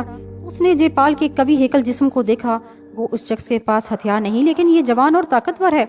अगर चाहे तो जोगिंदर नाथ जैसे बूढ़े शख्स को गर्दन दबाकर भी कत्ल कर सकता है। अगर इस समय कोई गड़बड़ ना हुई तो आइंदा इस साजिश का ख्याल रखेगा। उसने दिल ही दिल में सोचा। क्या तुम मुझे धमकाने आए हो? जयपाल। नहीं महाराज, दास की ये मजाल इतला देने और इनाम पाने आया हूँ। क्या महल में हमारे खिलाफ कोई साजिश हो रही है? हाँ। कौन कर रहा है? जोगिंदर नाथ ने कहा। ये इतला बहुत कीमती है महाराज, इतने सस्ते मोल नहीं दूंगा। अगर मेरी बात बुरी लगे तो बुलाइए पहरेदार को और उतरवा दीजिए मेरी गर्दन, लेकिन मेरे अलावा आपको दुश्मनों का कहीं से पता ना लगेगा। जयपाल ने कहा। क्या चाहते हो जयपाल? जोगिंदर नाथ इंतहाई नरम लहजे में बोला। सिर्फ महाराज का भरोसा। महाराज को वचन देना होगा कि मैं जो कुछ कहूँगा उस पर विश्वास करेंगे और बाद में इसके बारे में मालूम करेंगे। अगर मेरी बात सच हो तो फिर मुझे अपनी मर्जी से इनाम देंगे, गलत निकले तो मैं जीवन हारने को तैयार हूँ। हम तुम्हारे ऊपर भरोसा करते हैं और वचन देते हैं कि जो तुम कह रहे हो वही सच है। धन्यवाद महाराज। तो फिर गौर से सुनो। रानी पूर्णिमा आपकी दुश्मन है। उसने मुझे बहुत बड़ा इनाम देने का वादा किया है। उसने कहा कि वो मुझे रियासत का दीवान बना देगी। इसके बदले में वो क्या चाहती है? साजिश की जड़ें बहुत गहरी मालूम होती है महाराज। अगर जीवन बच गया तो मैं उनकी तह में पहुंच जाऊंगा। इस वक्त सिर्फ इतनी बात मेरे इल्म में है कि वो आपकी हत्या चाहती है और उसने ये काम मेरे सुपुर्द किया है। क्या उसने खुद तुमसे ये बात कही है? किसी और की कही हुई बात सच ना समझता। क्या कहा उसने? जोगिंदर नाथ ने राजदारी से पूछा। उसने कहा कि ये ना समझा जाए पूर्णिमा हारी हुई रानी है, बल्कि अब वो खंडाली और भरत नवाज दोनों पर राज करेगी, क्योंकि सुरेंद्र नाथ उसकी मुट्ठी में है। और क्या कहा उसने? उसने बताया महाराज कि आप उसके लिए बड़ी रुकावट बनेंगे, इसलिए आपको हटाना बहुत जरूरी है और इसके लिए वो आज रात या कल तक ये काम चाहती है। जोगिंदर नाथ कई मिनट सोचता रहा, फिर उसने कहा। तो फिर तुम क्या चाहते हो जयपाल? संसार को जानता हूँ महाराज। आपने भरत नवाज फतह किया है शरत चंद्र जी से। मुझे कोई खास प्रेम नहीं था, क्योंकि वो अय्याश था। राजरानी से कोई खास वास्ता नहीं रहा। वो इनाम आपसे चाहता हूँ जिसका वादा राजरानी ने किया है। ठीक है, लेकिन इतनी सी बात पर तुम तो हमें इतना बड़ा इनाम नहीं देंगे। ये कैसे मालूम होगा कि जो कुछ तुमने कहा वो सच है? क्षमा चाहता हूँ महाराज, कुछ और बातें बताऊंगा जिन्हें आपके सामने कहना बेशर्मी है। ओ जयपाल, हमें तुम्हारे ऊपर पूरा भरोसा है। पूर्णिमा की खास दासी, उसकी मुंह बोली बहन मुझसे प्रेम करने लगी है। मैं उसके जरिए कुछ और मालूम करने की कोशिश करूंगा। जयपाल ने कहा, तुम काम के आदमी मालूम होते हो जयपाल। हम तुम्हारी मुस्तकिल खिदमत चाहते हैं। दास हाजिर है महाराज, हमें सोचने का मौका दो जयपाल। रात को तुम हमारे पास आओ, हम तुमसे बात करेंगे। हाँ, उस वक्त तुम्हारा एक काम होगा। हुक्म दे महाराज। निगाह रखो पूर्णिमा हमारे खिलाफ और क्या क्या साजिश करती है। दास इस जिम्मेदारी को अच्छी तरह अंजाम देगा। रात को हम तुमसे बात करेंगे और उसके बाद फैसला करेंगे कि हमें क्या करना चाहिए। जो आ गया महाराज। दास जाने की इजाजत चाहता है। ठीक है, तुम जाओ, जोगिंदर नाथ ने कहा और जयपाल उसे प्रणाम करके निकल आया। उसके जाने के बाद जोगिंदर नाथ गहरी सोच में डूब गया। उसे पहले ही अंदाजा हो गया था कि रानी पूर्णिमा बहुत चालाक है। मुमकिन है भरत नवास पर कब्जा करना ना भी कोई चाल हो। भोले भाले सुरेंद्र को उसने पहले ही फांस लिया है। अब उसे रास्ते से हटाना चाहती है ताकि खंडाली तक का रास्ता साफ हो जाए। ये तो बड़ी खतरनाक औरत निकली। उसने राजा अशरथ चंद्र को किस आसानी से मरवा दिया और अब सुरेंद्र के पीछे पड़ी हुई है। जोगिंदर नाथ बेकरार हो गया। उसे अपने बेटे का जीवन खतरे में नजर आने लगा। इस सिलसिले को मामूली अंदाज में सोचना बेवकूफ़ी है। इस हसीन नागन के खिलाफ काम करने में बड़ी चालाकी से काम लेना पड़ेगा, वरना जोगिंदर नाथ को महसूस हुआ जैसे भरत नवास पता करने के बाद वो बहुत बड़े खतरे में घिर गया हो। शाही महल के उकबी बाग में संगे मरमर के हौज के किनारे सुरेंद्र खासी रात गए तक उसके पास बैठा रहा। पूर्णिमा उसकी मौजूदगी से बहुत मसरूर थी। उसका दिल बहुत कुछ चाह रहा था, लेकिन वो हमेशा पूरी कीमत वसूल करने की आदी थी। जज्बात में बहकर कोई कच्चा काम नहीं करना चाहती थी। चुनाचे उसने आज सुरेंद्र की 10 दराजियों की हिम्मत अफजाई ना की। रात बहुत बीत गई है पूर्णिमा। सुरेंद्र ने उसके होंठ चूमते हुए कहा। हाँ सुरेंद्र, पता भी ना चला। पूर्णिमा ने कहा। क्या आराम ना करोगी? सुरेंद्र जज्बात से कांपते हुए लहजे में बोला। ओहो, मैं भूल गई, तुम थके हुए होगे। बिल्कुल नहीं पूर्णिमा, तुम्हारे संग तो मैं जीवन भर जागने को तैयार हूँ। ऐसी रातें बहुत जल्द आएंगी सुरेंद्र, जब हम रात रात भर इस हौज के किनारे बैठकर प्यार की बातें किया करेंगे। और आज की रात, सुरेंद्र ने कहा, आज की रात यही काफी है, लेकिन मैं अकेला नहीं सोऊंगा। मेरे सुरेंद्र, मेरे जीवन, मेरे प्रेम, पूर्णिमा तुम्हारी दीवानी है।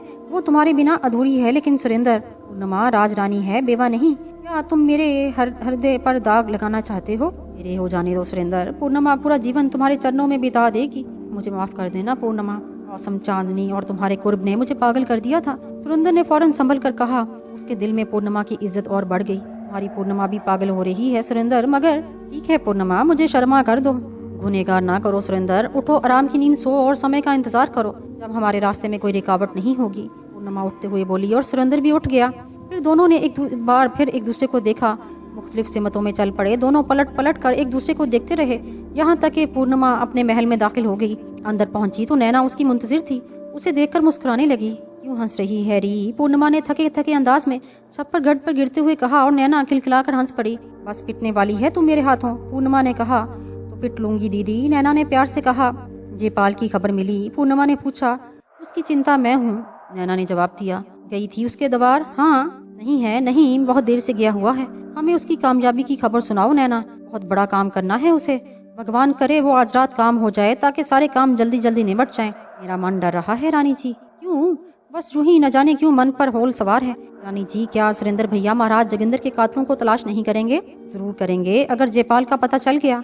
जयपाल इतना कच्चा नहीं, अगर वो पकड़ा गया तो देखा जाएगा। नैना तो ये कैसी बातें कर रही है?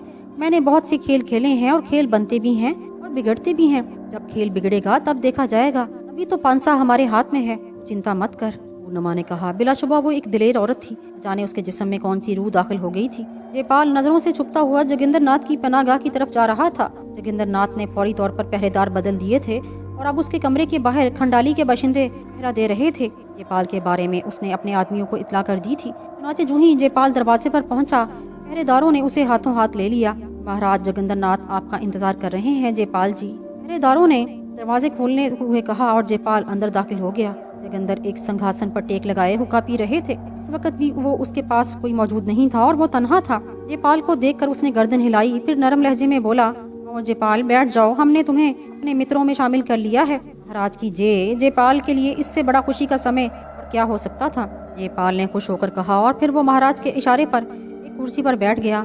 हमने तुम्हारी बातों पर खूब गौर किया है जयपाल, और हम एक नतीजे पर पहुंच गए हैं। मैं जानना चाहता हूँ महाराज। सुनो जयपाल, पूर्णिमा ने तुम्हें लालच दिया है और झूठ और फरेब था। मान लो तुम हमें ये कत्ल कर देते और ये भी मान लो कि सुरेंद्र पूर्णिमा के फ्रेम में फंसा हुआ है। लेकिन क्या हमारी मौत इस कदर मामूली होती कि इसकी छानबीन ना की जाती? ऐसी सूरत में जब हम ना होते और सुरेंद्र पूर्णिमा की मुट्ठी में होता, तुम हमारे कातिल की हैसियत से पकड़े जाते, तो क्या पूर्णिमा तुम्हें बचाने की कोशिश करती? अगर तुम उसका नाम भी ले लेते तो कौन तुम्हारी सुनता, क्योंकि कातिल तुम थे। इस तरह हम भी रास्ते से हट जाते और जयपाल तुम भी। क्या ख्याल है? सच कहा महाराज ने।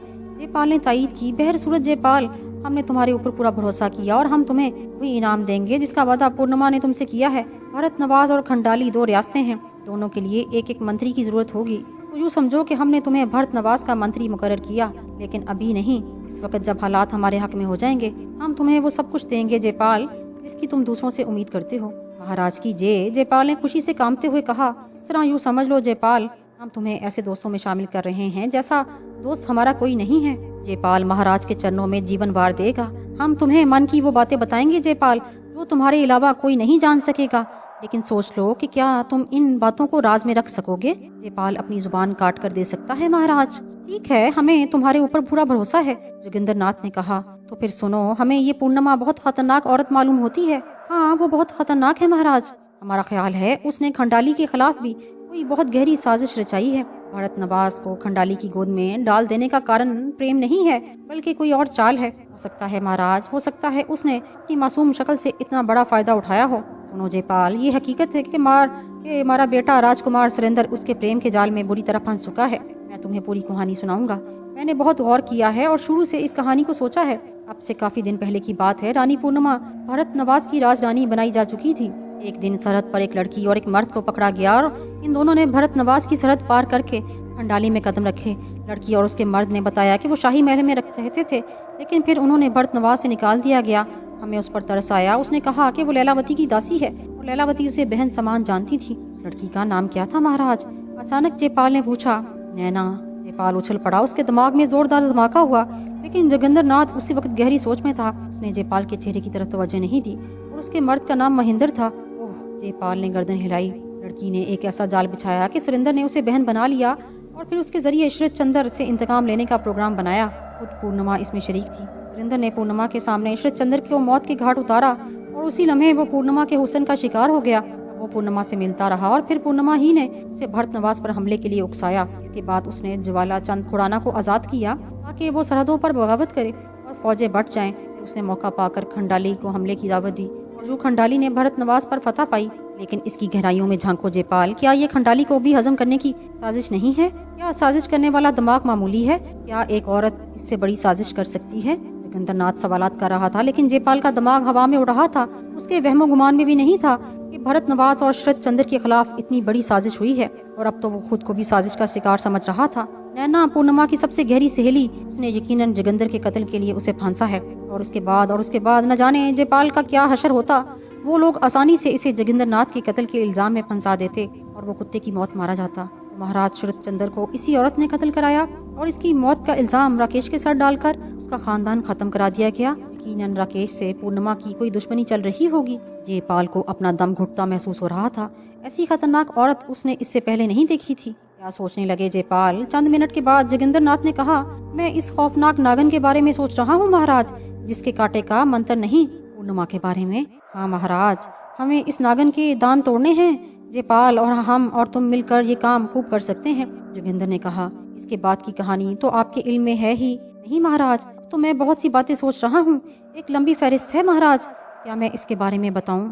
जरूर बताओ जयपाल, हमें बहुत से फैसले करने हैं। पूर्णिमा को मालूम था कि सुरेंद्र ने इशरत चंद्र को कत्ल किया है, लेकिन महाराज के कत्ल का इल्जाम उसने अपने चचाजाद राकेश पर रखा, जो मंत्री था, और राकेश और उसके सारे खानदान को हलाक करा दिया गया। हालांकि राकेश का खानदान इसका अपना था, लेकिन मुझे यकीन है महाराज के पूर्णिमा को इस खानदान से कोई खतरा होगा, यकीनन। इसके अलावा महल का कोई भी आदमी ये नहीं कह सकता कि नैना लैलावती की सहेली रही है। वो पहले मालन थी, फिर पूर्णिमा की दासी बन गई और हमेशा से इसी की दासी है। हैं? जोगिंदर नाथ की आंखें हैरत से फैल गईं।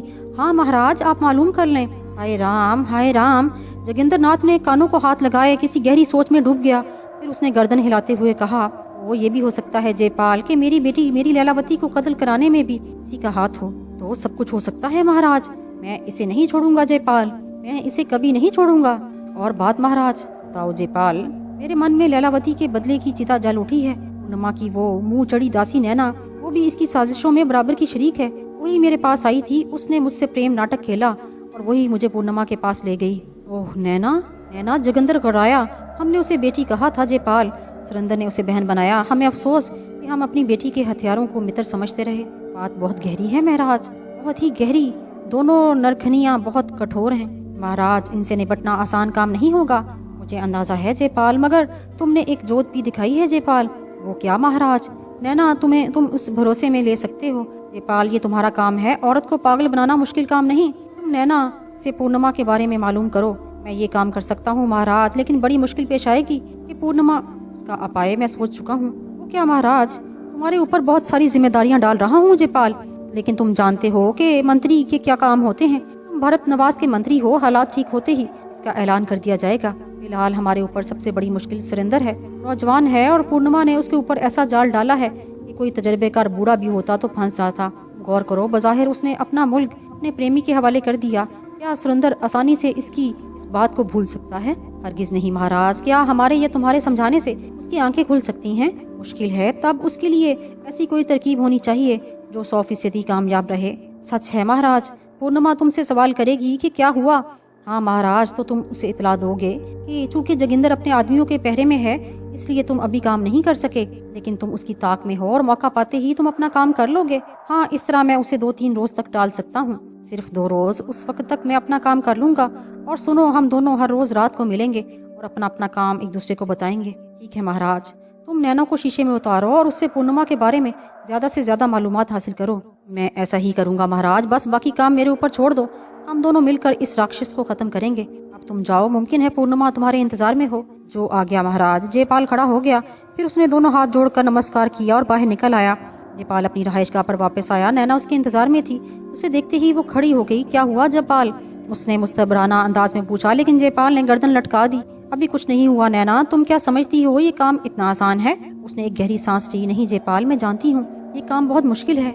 हाँ, लेकिन जोगिंदर नाथ महल में है और महल के बाहर सारे पहरेदार उसके अपने फैले हुए हैं। ओह, फिर रानी जी को बताओ नैना कि अभी जोगिंदर नाथ महल की साजिशों से खुद भी होशियार होगा। मैं ताक में लगा हुआ हूँ, जो ही मौका मिला मैं अपना काम कर लूंगा।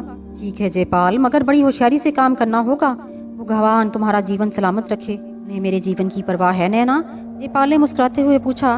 इसमें पूछने की बात क्या है जयपाल? नहीं मेरी नैना, मुझे तुम्हारे ऊपर विश्वास है, पूरा विश्वास, लेकिन ये काम बहुत कठिन है। मैं जानती हूँ जयपाल। आखिर राज रानी जोगिंदर को क्यों मरवाना चाहती हैं? उनके प्रेम की राह में जोगिंदर नाथ रुकावट बन सकता है। वो बूढ़ा और तजर्बेकार है, जबकि सुरेंद्र भैया को जिस तरह चाहे जोड़ा जा सकता है। नैना ने बताया। हाँ ये तो है। क्या राज रानी ने इस समय तुम्हें भेजा है? हाँ, वो भी इंतजार कर रही हैं। तुम जाओ नैना और उन्हें बता दो कि ये सूरत हाल है। मैं जा रही हूँ जयपाल, उन्हें मेरी नैना। जयपाल ने उसके कमरे में हाथ डालकर प्यार से कहा। फिर रानी के पास तुम यहाँ वापस आओगी? क्यों? नैना ने शरारत से पूछा। बस मेरा मन चाह रहा है, अगर तुम ना आई तो मैं हत्या कर लूंगा। अरे भगवान ना करे, पगला कहीं का। हाँ ना, आ रही हूँ। हाँ, नैना ने कहा और झपाक से दरवाजे से निकल गई। जयपाल के चेहरे पर एक मक्काराना मुस्कुराहट फैल गई। फिर जब नैना चली गई तो अंदरूनी कमरे की तरफ बढ़ गया और आहिस्ता से बोला, जल्दी आओ नैना। रानी, आज तुमसे मैंने बहुत बड़ा काम लेना है।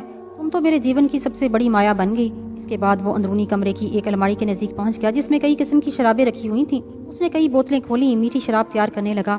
दर हकीकत उसे आज जिंदगी का एक अहम काम करना था। तकरीबन 1 घंटे के बाद नैना ने दरवाजे पर दस्तक दी और जयपाल जल्दी से उठ गया। नैना जो ही अंदर दाखिल हुई, उसने उसे बाजू में भर लिया। फिर उसने नैना के इतने बोसे लिए कि वो निढाल हो गई। हाय राम, उसने जज्बात से भरी आवाज में कहा। बस नहीं चलता नैना, मुझे अपने दिल में बिठा लूं, आंखों में समो लूं। जयपाल ने जज्बाती लहजे में कहा, ना प्रेम करते हो मुझसे? संसार में सबसे ज्यादा मुझसे प्यारा इस पूरे संसार में कोई नहीं। मेरा बस चले तो तुझे भरत नवाज की रानी बना दूं। अब इतनी हसीन भी नहीं मैं, मुझे क्या मालूम। मेरी आंखों से खुद को देख नैना, क्या मैं पूर्णिमा से भी ज्यादा हसीन हूँ? पूर्णिमा, वो रानी? अगर बुरा ना माने तो मैं साफ साफ कहूँ, अगर एक तरफ पूर्णिमा दूसरी तरफ तुम्हें खड़ा किया जाए तो तुम उससे कहीं ज्यादा हसीन हो। वो तो तुम्हारे कदमों की धूल भी नहीं। औरत अगर मार खाती है तो अपने हुस्न की तारीफ से। हालांकि नैना पूर्णिमा की तरबियत याफ्ता थी, लेकिन जहाँ फितरत का राज था और किसी पूर्णिमा की कोई हैसियत नहीं थी, चुनाचे इस तारीफ से वो बिल्कुल बुद्धू बन गई। इस वक्त वो सिर्फ औरत थी, मासूम शख्सियत। मेरे जयपाल, उसने गहरी सांसों के दरमियान जयपाल का चेहरा हाथों में लेकर चूम लिया। मेरी नैना। जयपाल ने भी उसका जवाब उसी गर्मजोशी से दिया। फिर उसने नैना को छोड़ दिया और मसहरी से उठ गया। कहाँ जा रहे हो? नैना ने जज्बात से निढाल हो गई। अभी आता हूँ, अभी बताता हूँ। जयपाल मेज के पास पहुंचा, 2 गिलासों में शराब अंडेली। नैना मसहरी पर पड़ी उसे देखती रही। जयपाल गिलास लेकर उसके करीब आ गया। उठो रानी, ये क्या है? अमृत जल, लो पी जाओ, इसे स्वर्ग में पहुंच जाओगी। हाय राम, ये तो दारू है। नैना घबरा कर बोली। अमृत जल है, पी ले। पर ये पाप है जयपाल। पाप नहीं मेरी जान, अमृत है अमृत। बस एक बार तुम्हें मेरी सौगंध, जयपाल ने कहा और नैना परेशानी से उसे देखने लगी। मैं ऐसी कोई चीज मिल पिलाऊंगा जिससे तुम्हें नुकसान हो? नहीं, मगर नैना हिचकिचाई। तुम्हें मेरी सौगंध है नैना। जयपाल ने गिलास उसके होंठों से लगा दिया। नैना ने आंखें बंद करके चंद घूंट लिए। फिर जयपाल के इसरार पर वो पूरा गिलास खाली कर गई। जयपाल मुस्कुराकर उसे देखता रहा। शराब ने असर दिखाया। नैना की आंखों में सुर्ख डोरे दौड़ गए। फिर शराब इतनी बुरी भी नहीं थी। और धू नैना? जयपाल ने पूछा। नैना ने गर्दन हिला दी। उसे बेहद सरूर महसूस हो रहा था। ये रात उसके जीवन की अनोखी रात बन गई। जब उसकी शादी हुई थी तो उससे महेंद्र से उसकी पहली मुलाकात हुई थी। जयपाल उसे पिलाता रहा और वो मदहोश होती रही। लेकिन जयपाल ने शराब की एक हद कायम कर रखी थी। वो चाहता था कि नैना के हवास उस हद तक जागते रहें जितनी उसे जरूरत थी, और ये जरूरत पूरी हो चुकी थी। नैना बदमस्त थी। इस वक्त उसे जयपाल के सिवा कुछ भी याद नहीं था। मैं तुमसे कितना प्यार करता हूँ, कभी इस बारे में सोचा है? क्यों नहीं सोचा जयपाल? नैना ने कहा। मालूम नहीं तुम भी मुझे चाहती हो या नहीं। मैं जीवन में सबसे ज्यादा तुम्हें चाहती हूँ। झूठ, जयपाल ने कहा। जब चाहो आजमा लो।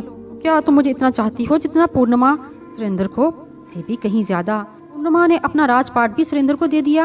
अगर मेरे पास राजगद्दी होती तो तुम्हें भेंट कर देती, मगर पूर्णिमा का क्या भरोसा, न जाने वो सुरेंद्र के साथ क्या सलूक करे। ना तुम्हारी सहेली है नैना, वो तुम्हें मन के राज भी नहीं बताती। झूठ, उसने मुझसे कोई राज नहीं छुपाया।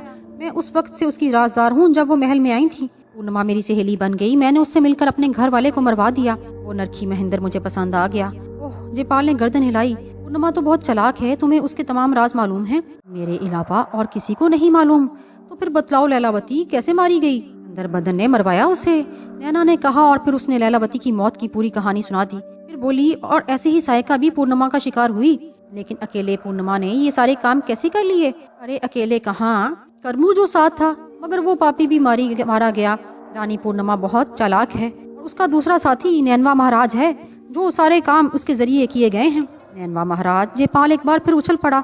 हाँ, वो साधु बड़ा पापी है। वो साधु पूर्णिमा को गुरु कहता है। उसे सारे राज मालूम है। जयपाल का दिमाग फटा जा रहा था। उसके बदन पर लर्जा तारी था, और अब वो सोच रहा था कि इस खतरनाक औरत से बैर लेकर उसने अच्छा नहीं किया। न जाने और कितने राक्षस इसके कब्जे में हो, न जाने जोगिंदर नाथ उस पर काबू भी पा सकेगा या नहीं। वो सोच रहा था कि पूर्णिमा ने गलत नहीं कहा था। वो अब भी भरत नवाज की रानी है। न जाने सुरेंद्र नाथ की क्या हैसियत रहे। मुमकिन है इसका जादू इतना सर चढ़ चुका हो कि सुरेंद्र अपने बाप की मौत पर भी कुछ ना कर सके। और ऐसी सूरत में तो जयपाल सख्त खतरे में था। खतरनाक औरत कहाँ उसे छोड़ेगी, जिसने भरत नवाज की किस्मत भी बदल दी थी। क्या उसने जोगिंदर नाथ से गठ जोड़ करके गलती की थी? क्या जोगिंदर नाथ उसका जीवन बचा सकेगा? क्या जोगिंदर नाथ पूर्णिमा जैसी खतरनाक औरत का मुकाबला कर सकेगा? बहुत से सवालात जयपाल के दिमाग में पैदा हो रहे थे। उसका दिल चाह रहा था कि फौरी तौर पर महल छोड़कर भाग जाए और अपना जीवन बचाए। ऐसे मंत्री के सपने देखने से क्या फायदा जिसमें जीवन को ही खतरा हो। लेकिन अब तो खेल बिगड़ चुका था, तो उसके हाथ में कुछ भी नहीं था सिवाय चोरों की तरह भाग जाने के। बड़ी देर तक वो ख्यालात में परेशान रहा। नैना गहरी नींद सो गई। कई घंटे की कोशिशों के बाद वो खुद को पुरसुकून कर सका। उसने यही फैसला किया कि अब जोगिंदर नाथ का ही साथ दिया जाए, और कुछ भी हो। दूसरी सुबह नैना चले गई। वो दोपहर तक गहरी नींद सोता रहा। फिर नैना ने ही उसे जगाया। क्या बात है नैना, कब तक सोते रहोगे? जयपाल, जागोगे नहीं? तुमने रात को मुझे बुरी तरह थका दिया नैना। सोने दो, तुमने रात मेरे ऊपर जादू कर दिया था जयपाल। हाय राम, मैंने तो पूर्णिमा को भी नहीं बताया कि तुमने मुझे दारू पिला दी थी। ये बता भी ना देना नैना, जयपाल ने घबरा कर कहा। चिंता मत करो, ऐसी बातें बताने की थोड़ी होती हैं। चलो अब जल्दी से तैयार हो जाओ, राजरानी इंतजार कर रही होंगी। मेरा? जयपाल घबरा कर बोला। हाँ। क्यों? जयपाल के चेहरे पर पसीना आ गया। अरे परेशान क्यों होते हो? थोड़ा तुम्हें खा थोड़ी जाएंगी। नहीं, परेशानी की क्या बात है, मगर तुमने रात की बातें उन्हें तो नहीं बताई। राजपाल के ओसान खता हो रहे थे। अरे कौन सी नई बात थी? उन्हें खुद मेरे और तुम्हारे मिलाप के बारे में मालूम है। और कोई बात? और कौन सी बात? नैना ने हैरानी से पूछा। और जयपाल को एक गुना सुकून मिला। उसका मतलब ये कि खुद नैना को भी याद नहीं कि वो नशे के आलम में क्या कर गई है। चुनाचे वो जल्दी से तैयार हुआ, पूर्णिमा की खिदमत में चल दिया। पूर्णिमा बेचैनी से उसका इंतजार कर रही थी। हमें और कितनी देर इंतजार करना होगा जयपाल? उसने उसे देखते हुए सवाल किया। जयपाल की आवाज कांप रही थी, तहाम उसने बड़ी हिम्मत से कहा। जयपाल की तो ख्वाहिश है राजरानी के अभी और इसी वक्त राजरानी की मर्जी पूरी कर दे, लेकिन वो बूढ़ा बहुत चालाक है, अपने इर्द गिर्द सख्त पहरा रखता है।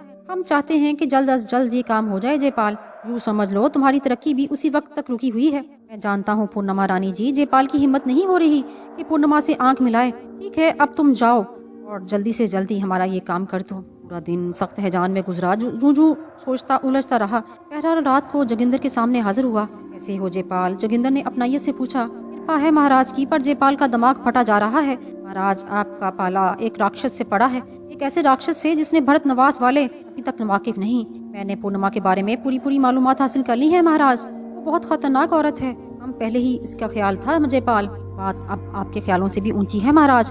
तुम तो बदहवास हुए जा रहे हो जयपाल। बताओ तो सही, क्या मालूम किया है? और जयपाल ने पूर्णिमा की कहानी शुरू से लेकर आखिर तक सुना दी और महाराज का मुंह खुला का खुला रह गया। इसका मतलब कि यही वो शैतान है जिसने मेरी बेटी का जीवन लिया, खुद भी कुत्ते की मौत मारा गया और रह गई चंद्र बतन। इसका पूरा गांव फूंक कर ना रख दिया तो जोगिंदर नाथ नाम नहीं मेरा। मैं तो डर गया हूँ महाराज, वो औरत न जाने क्या क्या करेगी। डरने से काम नहीं चलेगा जयराज, हम इस राक्षस को नष्ट करके ही दम लेंगे। तुम मेरा साथ दो, मैं तैयार हूँ महाराज, लेकिन वचन दें कि हालात मेरे खिलाफ हो जाएं तो मुझे खंडाली में पनाह मिल जाएगी। हम तुम्हें वचन देते हैं, बस तुम हमारा साथ दो। मैं भगवान की सौगंध खाकर कहता हूँ महाराज, मरते समय भी आपका वफादार रहूंगा।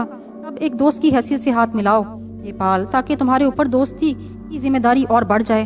मैं उस रुतबे को कभी ना भुलाऊंगा महाराज। जयपाल ने जोगिंदर नाथ से हाथ मिलाते हुए कहा। हमारी इस कहानी ने हमारे दिमाग के कुछ और दरवाजे खोल दिए। अब गौर से सुनो, कल भरे दरबार में हम अपने बेटे सुरेंद्र को भरत नवास और खंडाली का राजा बना देंगे। हम अपने इख्तियारात उसे सौंप देंगे। जी महाराज, और फिर तुम हमें कत्ल कर दोगे? जोगिंदर ने कहा और जयपाल चौंक पड़ा। हाँ, हम संसार की निगाहों में मर जाएंगे और पूर्णिमा की चिंता भी मिट जाएगी। इसके बाद हम दोनों आराम से अपना काम करेंगे। मैं समझा नहीं महाराज। समझने की कोशिश करो। पूर्णिमा उस वक्त तक नहीं खुलेगी जब तक उसे हमारे रास्ते से हट जाने का पता नहीं चलेगा। और हमारा बेटा सुरेंद्र इतना नटखट भी नहीं कि हमारे मरते ही ब्याह रचा ले। इस तरह शादी की बात भी कुछ दिनों के लिए टल जाएगी। इस दौरान हम खामोशी से अपना काम करते रहेंगे। मगर आपकी मौत महाराज, इसका इंतजाम हम कर लेंगे, तुम चिंता मत करो। जो आ गया महाराज। इसके अलावा हमारी निगाह में एक मोहरा भी और भी है, जोगिंदर नाथ ने पुरख्याल अंदाज में कहा। वो कौन? नैनवा महाराज, जोगिंदर ने जेरे लब कहा। जी हाँ, वो दुनका स्याह हमारे काम का है। पूर्णिमा उसी से काम लेती रही है ना, हम भी उसी से काम लेंगे। हमें बहुत कुछ करना है जयपाल, हमें सख्त मेहनत करनी है। इसी की तरह हम अपने बेटे को इस नागन के जाल से निकाल सकेंगे। दूसरे दिन दरबार आम लगाया गया। शहर में मनादी पिटवा दी कि लोग कारोबार बंद कर दें। भरत नवास के महल के सामने दरबार आम जमा हो जाएं। कोई दुकान खुली रही तो उसमें आग लगवा दी जाएगी। भरत नवास के लोगों के दिल उदास थे। आज श्रीचंद्र की जगह जोगिंदर का चेहरा नजर आ रहा था। श्रीचंद्र वो बहुत अच्छा इंसान नहीं था। उसकी जिंदगी में लोगों को उससे शिकायत रही थी, लेकिन मजमूई हैसियत से वो एक अच्छा इंसान था। लोग उस झरोके में उसकी शक्ल देखने के आदी थे। उसकी मौत के बाद उनके दिल धुल गए थे। उसके बाद पूर्णिमा का दौर आया और ये भरत नवास के बाशिंदों के लिए सुनहरी दौर था। पूर्णिमा जैसी महान रानी के दौर में लोग बहुत खुश थे। उन्होंने लोगों को नहाल कर दिया था। लेकिन जोगिंदर नाथ का पहला ही हुक्म बहुत सख्त था। उसने जिस अंदाज में उन्हें यहाँ बुलाया था, इससे वो एक संग दिल राजे से खौफजदा हो गए और अपनी जिंदगी कौन नहीं बचाना चाहता। लिहाजा वो सबके सब उधर हाजिर हो गए। जोगिंदर ने दोनों हाथ उठाकर उन्हें विदाई दी। फिर उसकी आवाज गूंजी, भरत नवास के लोगों, हिंदू जाति में बेटी का घर बहुत पवित्र समझा जाता है। उस पर आंच आए तो जीवन वार दिया जाता है। तुमने सोचा होगा कि जोगिंदर कैसा बाप है जिसने पहले तो भरत नवास को बेटी दी और फिर बेटी के घर पर कब्जा जमा लिया। अगर तुम्हारे दिमागों में ये ख्याल आया तो मैं तुमसे कहता हूँ, कहाँ है मेरी लैलावती? लाओ मेरी बेटी को मेरे सामने ले आओ। मैं तुम्हारा भरत नवास तुम्हें वापस कर दूंगा और उसके सारे नुकसान पूरे करूंगा। भरत नवास के लोगों, तुम मेरी बेटी के कातिल हो। तुम्हारे देश में मेरी लैलावती को मार दिया गया। मैं चाहूँ तो तुम में से एक से बदला लूं, लेकिन पूर्णिमा ये एक सीधी सादी कन्या है जिसके कमजोर कंधों पर राजधानी का बोझ रख दिया गया था। हमने वो बोझ जरूर उतार लिया है, लेकिन राज रानी की इज्जत में कोई फर्क नहीं आया। इसके बारे में हम सोचेंगे, हमदर्दी से सोचेंगे। मैंने तुम्हें एक और खास बात के लिए बुलाया है। भरत नवास के बुजुर्गों, बाप बूढ़ा हो जाता है। जब वो अपने जीवन की आखिरी आशा भी पूरी कर लेता है, अब उसकी निगाह अपने बेटे पर पड़ती है। उसका मन चाहता है अब उसके कमजोर कंधों का बोझ उसका बेटा उठाए और मैं ये बोझ सुरेंद्र के कंधों पर डाल दूंगा। पिताजी, सुरेंद्र इन गैर मतव के अल्फाज पर बुखलाकर खड़ा हो गया। हाँ सुरेंद्र, क्या तुम मेरा बोझ संभालने को तैयार नहीं?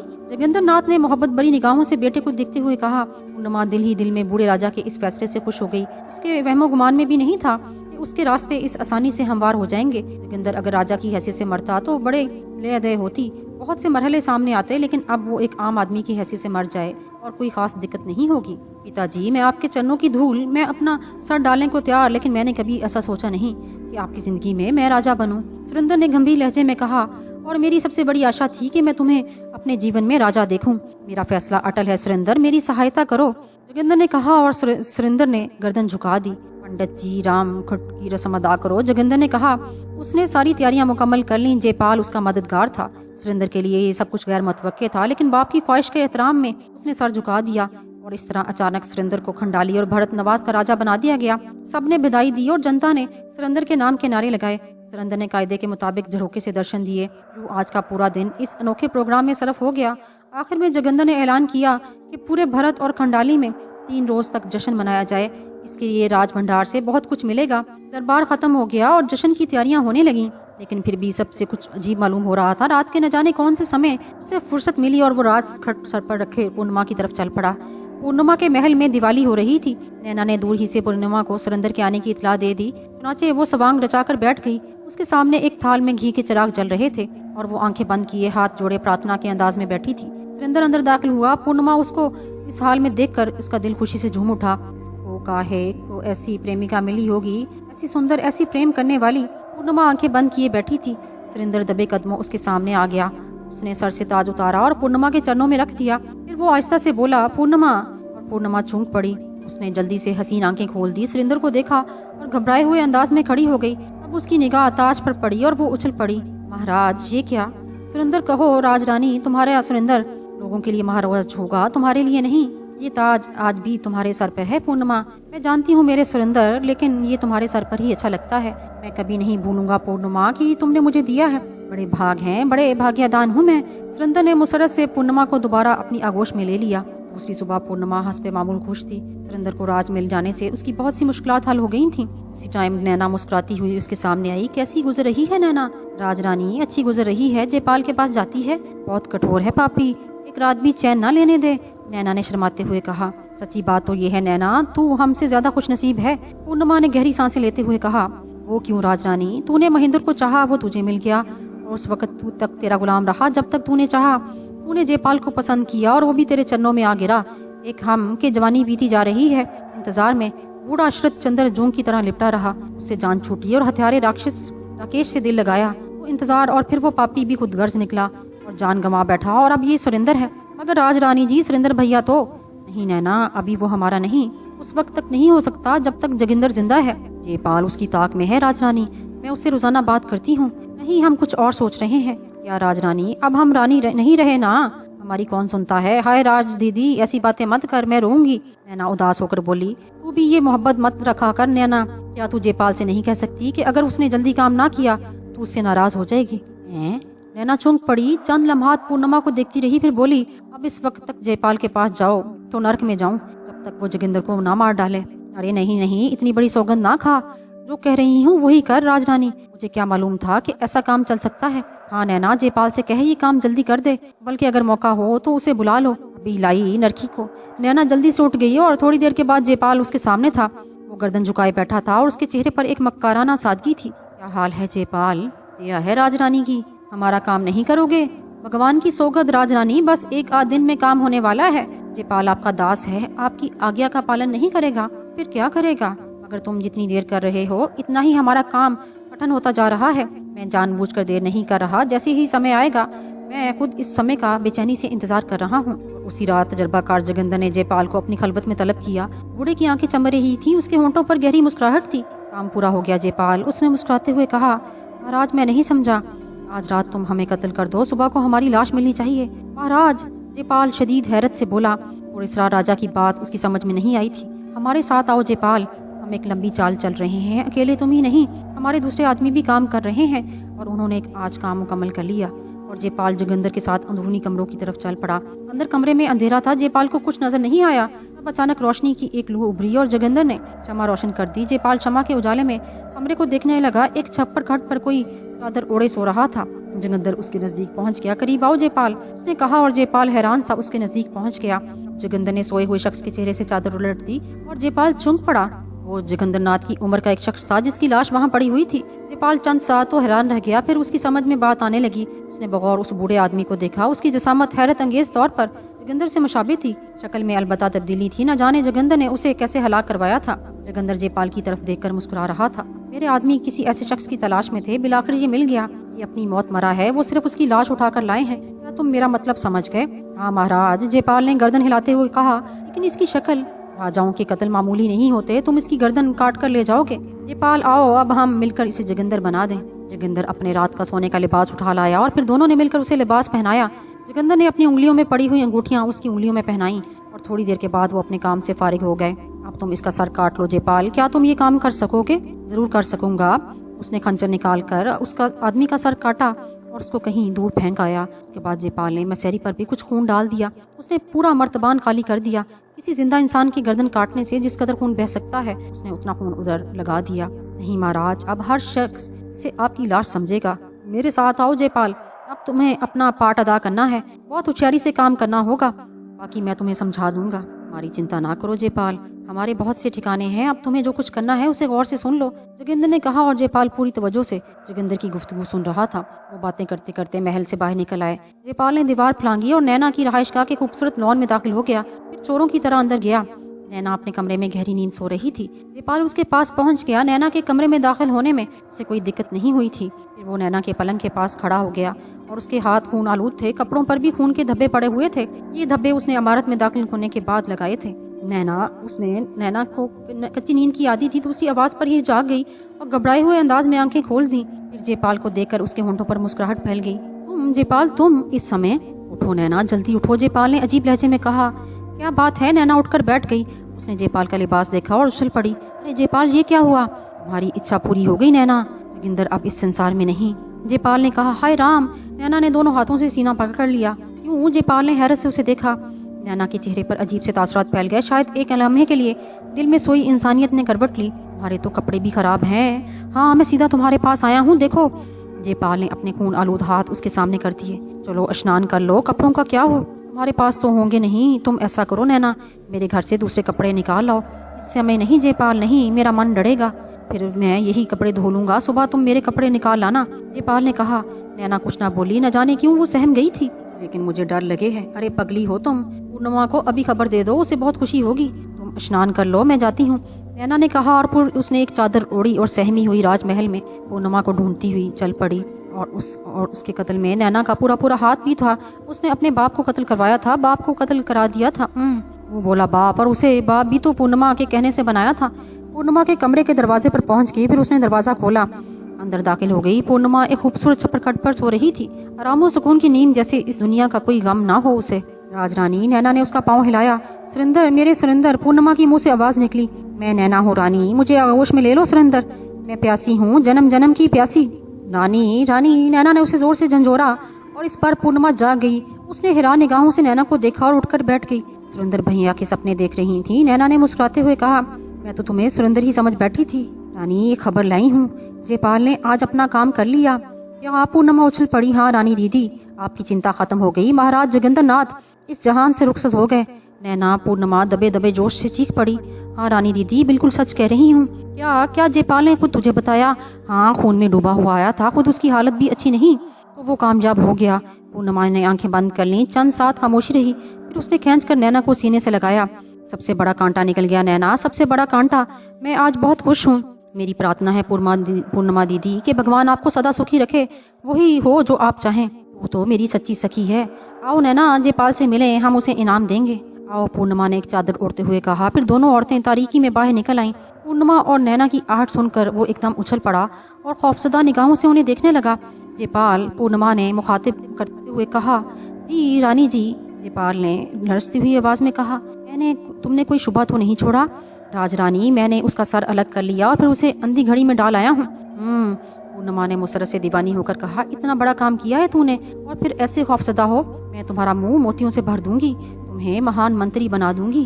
जयपाल की आंखें खुशी से चमकने लगी। ये पहला इनाम काफी कीमती था, पर अपने आप को संभालो जयपाल, अगर तुम्हारी यही हालत रही तो तुम्हारे ऊपर शक हो सकता है। मैं ठीक हूँ रानी जी, बस कल पेश आने वाले हालात के बारे में सोच रहा हूँ। तुम बिल्कुल बेफिक्र रहो जयपाल, जब तक पूर्णिमा जिंदा है तुम्हारे ऊपर आंच नहीं आएगी। अच्छा, मैं चलती हूँ। नैना, तुम जयपाल को संभालो, पूर्णिमा ने मुस्कुराते हुए कहा। चंद्रबदन ने इस लंबे जीवन में न जाने कैसे कैसे खेल खेले थे, क्या कुछ नहीं किया था, पर एक सपने ने उसका सदियों का सुख छीन लिया। उसने देखा वो एक जंगल बियाबान में चली जा रही है। फिर उसे एक बूढ़ा जोगी मिलता है जो उसे आईना दिखाने की कोशिश करता है और कहता है, दर्पण देखेगी सुंदरी। चंद्रबदन की आंखें बंद हो गईं। उसके मुंह से निकला, नहीं, मैं दर्पण नहीं देखूंगी।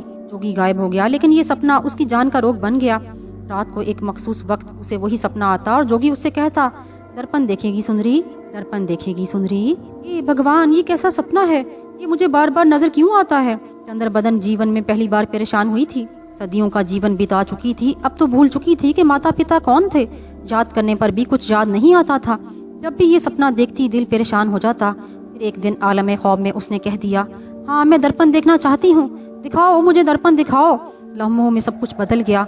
ना महल रहा, ना महल वाले। जंगल बियाबान था और वो चली जा रही थी। फिर उसे एक झोंपड़ी नजर आई। वो बुरी तरह थक गई थी। आराम करने के लिए वो उस झोंपड़ी में दाखिल हुई और उसके फर्श पर सीधी सीधी लेट गई। अब उसने छत पर एक आईना देखा। इस आईने में उसे अपना चेहरा नजर आया और उसने खौफ से आंखें बंद कर लीं। झुर्रियां ही झुर्रियां, गोश्त के नाम पर लकीरें लटकी हुई थी। फिर वही आवाज उभरी, ये तेरा असल है चंद्रबदन, यही अब तेरा असल है। नहीं, मुझे ये असल नहीं चाहिए। वो हलक फाड़ कर चीखी, ये तो तुझे अपनाना ही था, क्योंकि अब ये तेरी असलियत है। आह, मुझे मेरे भवन में पहुंचा दो। वो सब मलिया मेट हो चुका है, क्योंकि वो सदियों की दास्तान है। कहा जाता है कि इसके बाद ना तो पूर्णिमा रही, ना उसकी दासी और ना उसका प्रेम। हाँ, गंगापुर में एक बूढ़ी जोगन नजर आती है जिसकी सूरत इंतहाई मकरूह है। वो दर्द भरे भजन गाती है और लोगों से कहती है कि है कोई जो उसे इस जीवन से निजात दिलाए। शायद यही चंद्रबदन है। हवस को है निशात कार क्या क्या, ना हो मरना तो जीने का मजा क्या। इंसान फानी है, जो कुछ आसमान में तहरीर है वही उसका असल है, और असल से पलटना सिर्फ और सिर्फ नुकसान का बाइस होता है।